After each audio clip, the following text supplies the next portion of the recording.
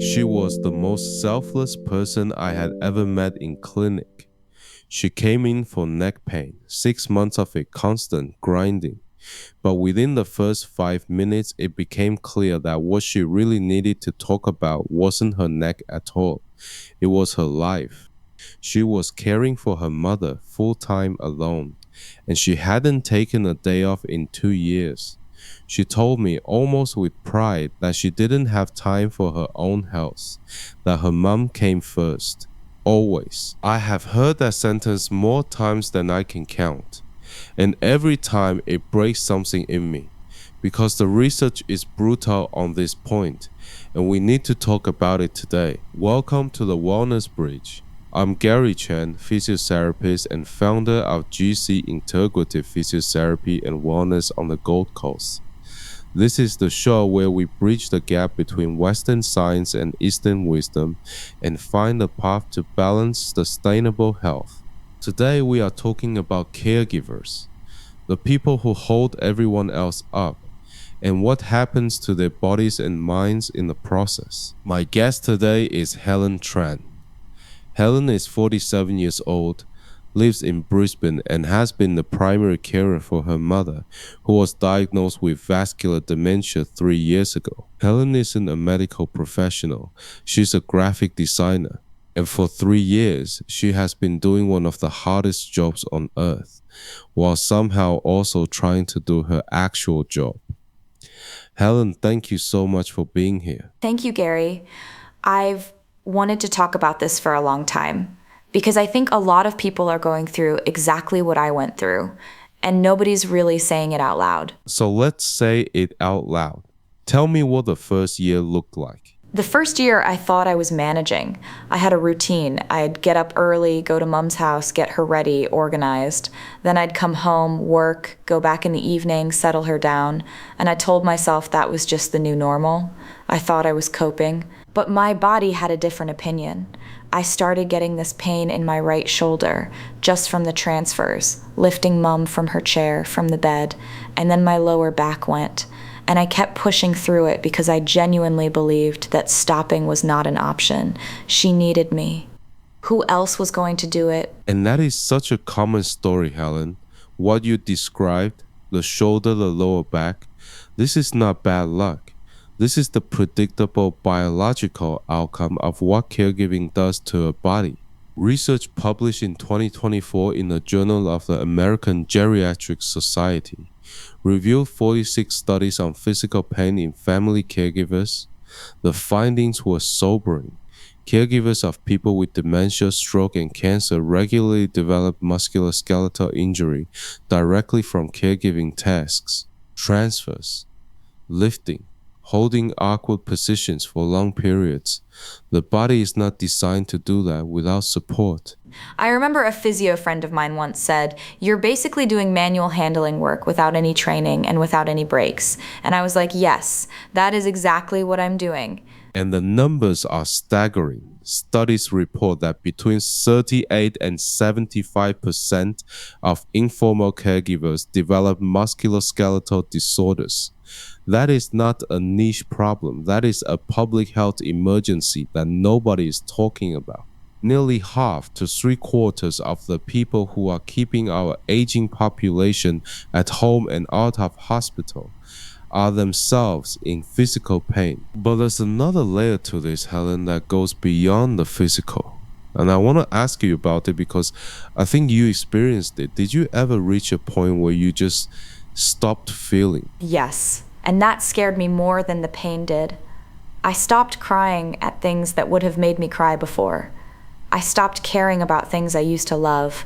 My design work, which I had always loved, I just did it mechanically. I remember my husband asking me if I wanted to go out for dinner, and I just looked at him blankly. I had nothing left. What you're describing has a clinical name, compassion fatigue, and it's different from ordinary burnout. Burnout is a gradual depletion of energy resources. Compassion fatigue has a specific neurobiological fingerprint.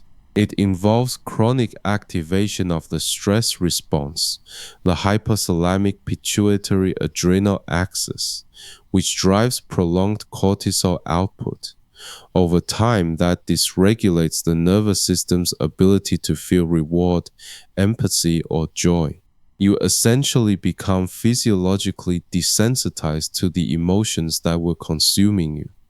The system shuts them down as a protective measure. That actually makes me feel better in a strange way, because I blamed myself for that. I thought I was becoming a cold person. You weren't becoming cold. You were running out of biological fuel. A 2024 meta-analysis looking at 82 intervention studies found that compassion fatigue is highly responsive to psychological intervention. With a significant effect size, the brain can recover, the nervous system can be reset, but only if we intervene, and that's the key. Now, Helen, I want to bring in something that might seem a little unexpected here. Because when I think about the question of self-care for caregivers, I find myself drawn to a concept from Buddhist philosophy that I think Western healthcare is only just beginning to understand. In Mahayana Buddhism, there is the ideal of the bodhisattva, a being who dedicates themselves entirely to the relief of suffering in others, completely selfless. And for a long time, in many traditions, this was interpreted as give everything, hold nothing back. Your own needs are secondary. Sound familiar? That's basically the Vietnamese daughter's job description. Exactly, and this is so deeply embedded in so many cultures: Vietnamese, Chinese, South Asian, many indigenous communities. The caregiver as the one who sacrifices. But here's what the more nuanced Buddhist scholarship, particularly work emerging from Nagarjuna's Two Truths framework, is now telling us, and this was the topic of a 2023 lecture at Stanford's Center for Buddhist Studies. The bodhisattva doesn't actually become sustainable by having no self. Selfless action requires what scholars are now calling a mature psychological self to operate through.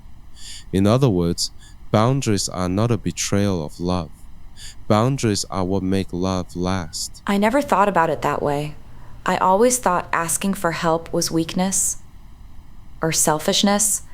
My mom would never ask for anything. And that belief that you can give without receiving, that you can pour without refilling, that's not wisdom. That's a story we tell ourselves. The research backs this up completely. Caregivers who receive structured support, exercise programs, psychological interventions, peer connection, show significantly better outcomes for the care recipients as well. When the caregiver is healthier, the person they care for is better cared for. The two are inseparable. So let's talk about what actually helps, because I want anyone listening who is in a caring role right now to have something concrete to take away from this. Takeaway 1, and this might be the most important thing I say today. Your musculoskeletal health is not optional. Research published in 2023 tested a structured physical exercise program for family caregivers, 3 sessions per week, 60 minutes, 12 weeks. The results showed significant reductions in pain intensity, lumbar disability, and cervical disability. These weren't yoga. This was targeted physiotherapy-grade exercise designed for the specific loads caregiving places on the body. If you are in a caring role, you need this. Full stop. I wish someone had referred me to physio in year 1, not year 2 when I was already injured. That's exactly the problem. We only refer caregivers to support when they break down. We need to be proactive. Takeaway 2. Self-compassion is not a soft skill. It is a clinical intervention. A 2023 meta-analysis confirmed that self-compassion practices show medium effect sizes for reducing depression and stress in caregivers.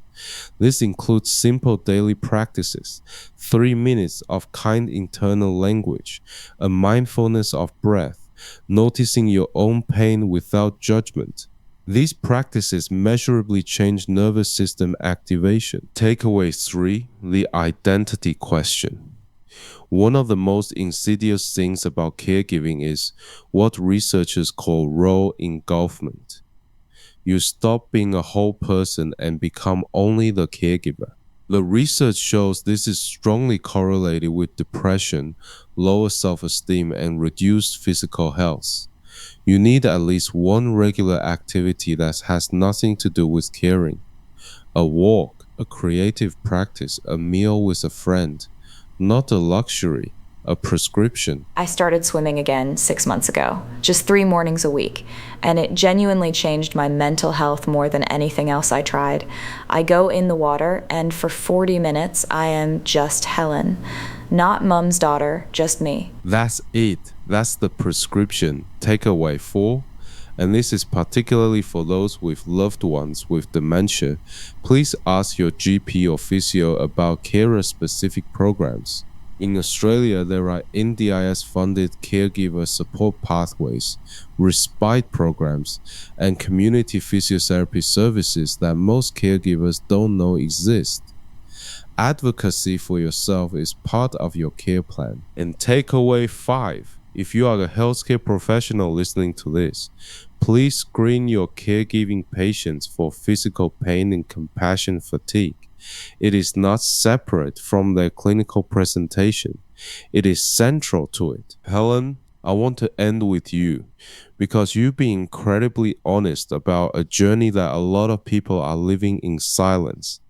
Where are you now? I'm better, genuinely better. Mom's situation hasn't changed. If anything, it's harder as the dementia progresses. But I have changed. I asked my brother to share the care. I started seeing a physio regularly. I swim, I'm in a carer support group, and I've let go of the idea that good care means destroying yourself. I think the biggest shift was when I realized that if I break down, Mom doesn't get better care. She gets worse care or no care until I recover. So taking care of me is actually taking care of her. It's not either or. It never was. That is the bridge moment right there. That insight, that caring for yourself and caring for another are not opposites. That is the whole thesis of this show. That is balance in one wholeness. Helen, thank you for sharing your story so openly. And to everyone listening, if you are a caregiver or if you love a caregiver, please share this episode because the message that your health matters, that your body is not a sacrifice you owe to someone else's well-being, that message needs to travel. And I want to leave you with this. The Buddhist teachers say, you cannot pour from an empty vessel, but I would add, you cannot pour indefinitely without being refilled. Find your refill, make it non-negotiable, because you matter, not just as a caregiver, as a human being. Until next time, remember, together we find balance in one.